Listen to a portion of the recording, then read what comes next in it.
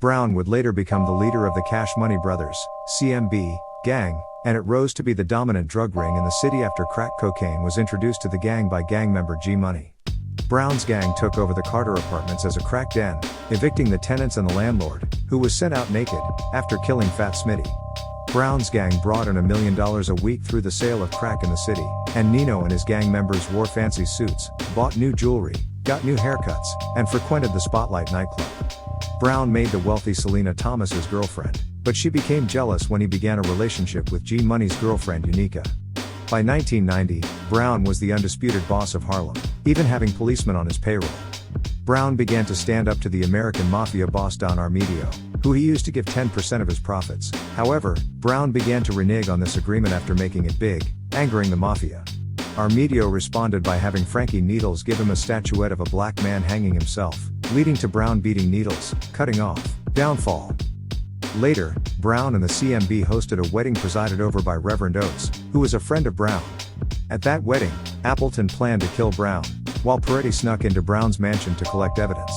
The wedding was shot up by Armedio's mobsters, who killed CMB member Keisha Williams.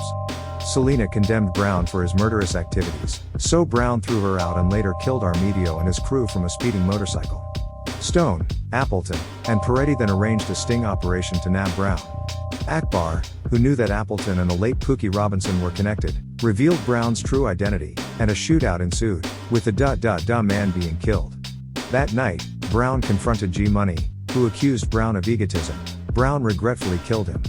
With his gang destroyed, Brown continued to run his criminal empire solo from his apartment, and Appleton and Peretti assaulted the complex.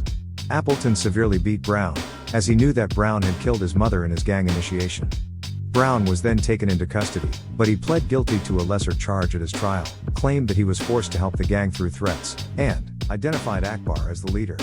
When Brown was sentenced to 1 year in prison, Appleton was outraged.